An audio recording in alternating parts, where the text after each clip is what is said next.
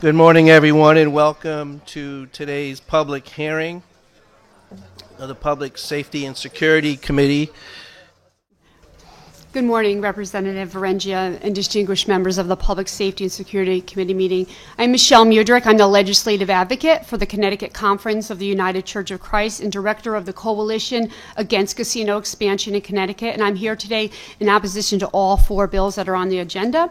The Coalition is a group of 14 faith-based community organizations representing over 1 million people in Connecticut. I'm also here as a mother and on behalf of our 233 congregations.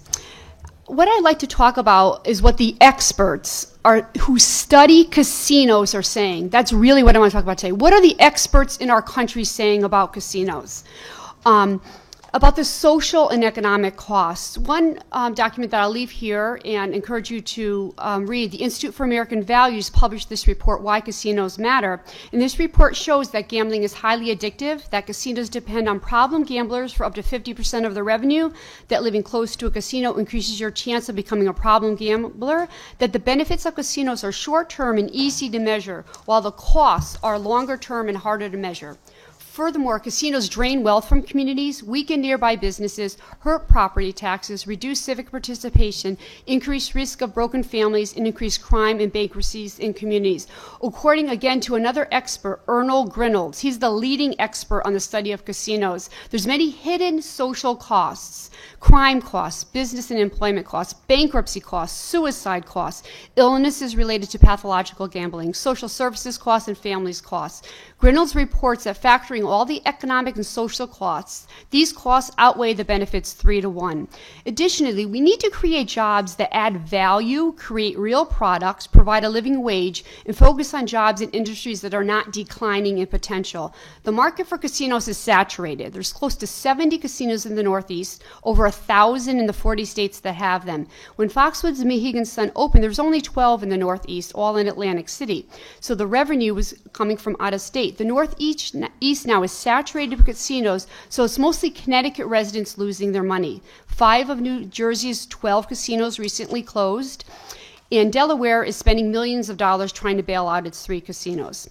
Since casinos are increasingly cannibalizing each other, a 2016 study by the Rockefeller Institute of Governments is warning states like Connecticut that while casinos may generate short-term revenue, it's quickly reversing and declining. If we were to grow this industry, it would create more addictive gamblers that has huge societal costs. In 2009, the state sponsored a study and found that there was a 400% increase in arrests for embezzlements in Connecticut since the casinos arrived, an increase of 10 times the national average. In 2014, the Western Connecticut State University did a study and found that the number of violent crimes, murder, rape, robbery, aggravated assault, increased around the 2 casinos, despite going down Connecticut as a whole. According to UConn School of Medicine, the growing gambling epidemic is hitting lower socioeconomic groups the hardest, and the resulting societal costs are being borne by employers, law enforcement, social welfare agencies, and the healthcare system. Gambling is a serious, serious addiction that is not often talked about because there's so much shame around it. The National Council on Problem Gambling, they can't bring in their folks here because they get funds from the casinos. They estimate 1 in 5 gambling addicts attempt suicide. I was on the phone with a woman yesterday from New London who wanted to attempt suicide over Thanksgiving. She had no one to call, called her pastor, brought her to Hartford Hospital. But I hear these stories every day. I'm getting calls and emails of people that have suicide. Ms. Murdoch, that's the bell, the 3-minute Oh, I'm sorry. warning. Thank you. And my last point is I wanted to say we're talking about money. According to The Economist, on February 9th, 2017, the residents of Connecticut have lost more than $25 billion over the last 25 years on state-sanctioned gambling. And a lot of that, the money that the casinos come from, up to 50%, come from the backs of low-wage workers, the minority, and people that are addicted. I don't feel in good conscience that we're funding our state coffers off of the backs of people that are addicted. Yes, the tribes have been excellent neighbors to us. 2 casinos is enough. Thank you, and I apologize for going over. And I would be happy Are there any questions? and honored to answer some questions. Representative Straczynski. Two quick questions. Thank you, Mr. Chairman. Thank you, Michelle, for being here today. One of the things in your testimony, you say that by conservative estimates, at least 2 to 5% of Connecticut citizens are now gambling addicts, and that's attributed to the Connecticut Council on Problem Gaming. Is that number, in your estimation, higher? And as you pointed out, the Connecticut Council on Problem Gambling receives money from the casinos as their funding. So is there any concern in that number, that estimate of 2 to 5%? Thank you for that question. I think the number is higher. I don't. What I could say is, and I know everyone in this room, I know many people in this room know gambling addicts. And it is almost impossible to get them to come here. Almost impossible, because there's so much shame. They spend their kids' college education at the casino. They're spending their Social Security checks. They're spending their mortgage payments. Everyone in this room knows at least one or two people that that's happened to. One thing I could mention that's also my testimony. I just want to stick to the question. Yes, just there's a lot of people on the list. I want to make sure we get to everyone as soon as by possible. conservative estimates, it's two. So Mohegan and Foxwoods, from my studies, employ about 14,000 people, full and part-time. By conservative estimates, about 2 to 5% of Connecticut citizens are now gambling addicts. The state population, 3.57 million in 2017, which means that the number of citizens addicted to gambling is conservatively between the range of 71,520 people to 178,800 people. So that's 5 times more citizens who have suffered life-changing financial losses because of gambling addiction. And it really is a shame that that the Council on Problem Gambling can't come here and testify against it, because they get funded by the casino, so they Understood. can't. And the other question I have is, as you know, we're debating a bill on sports wagering, and there's, I think without any disagreement, there is a black market of sports wagering, which happens now, whether it's bars having Super Bowl pools, or if it's people gambling with their friends, or fantasy football. Do you see, or have you seen, a difference in a legalization process? So, in other words, by making something legal and available to the public, does that show a marked increase in problem gaming in that area? Thank you for that question. From my studies, and I would highly encourage you to go on Stop Predatory Gambling. They're the nationwide organization in Washington, D.C. that studies this issue. And again, these are not my studies. These are the experts. These are experts in our country studying this.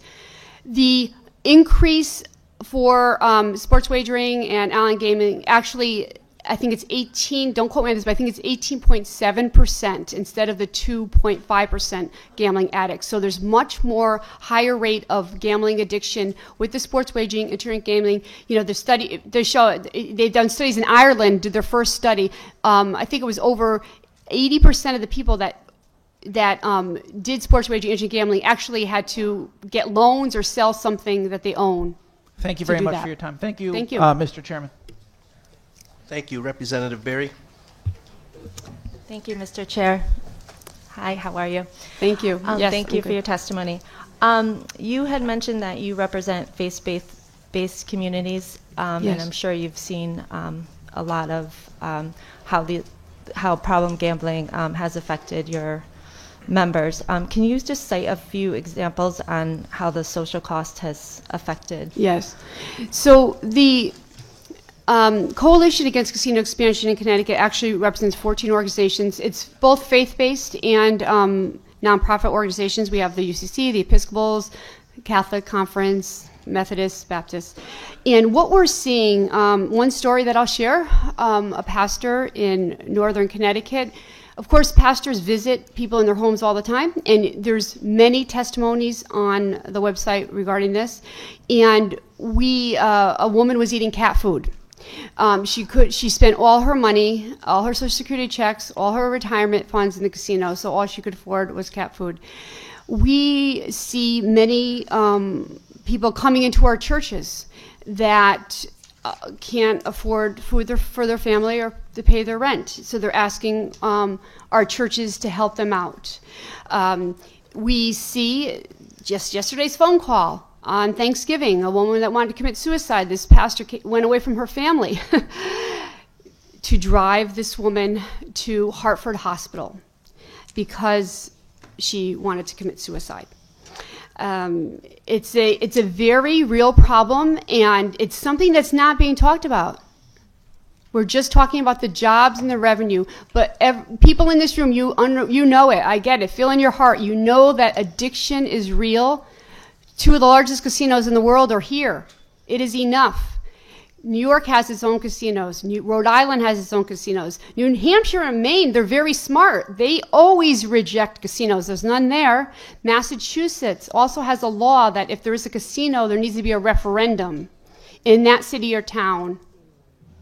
And we denied the residents of East Windsor a referendum, which is really shameful. And just to follow up on that, there are casinos currently in the state. Do you see any further safeguards that could be done to prevent problem gambling?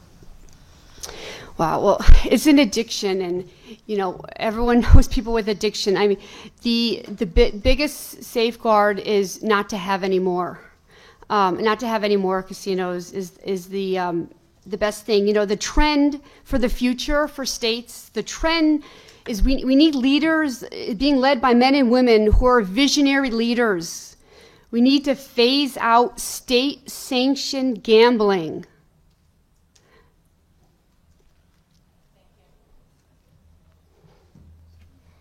Okay, seeing no other questions, thank you very much for your testimony. Thank you. And I'll leave this with you. And also the Western Connecticut Council of Governments, which is all the selectmen from Greenwich to Bridgeport, voted they do not want a casino. I'll leave that with you, as well as some other documents from our coalition. And also a study by Professor Clint. Again, these are experts in the field about how the social and economic costs are far greater. Thank you so much. Thank you.